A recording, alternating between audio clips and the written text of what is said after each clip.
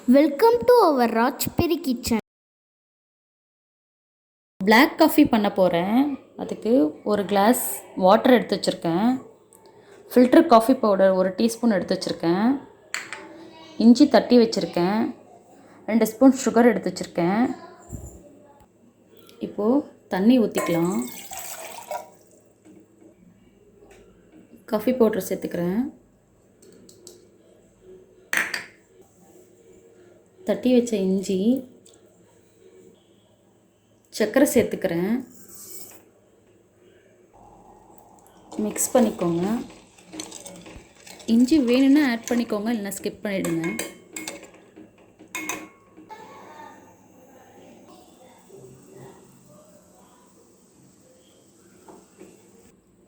இப்போது ரெடி ஆகிடுச்சு. இதை நான் ஃபில்ட்ரு பண்ணிக்கிறேன்.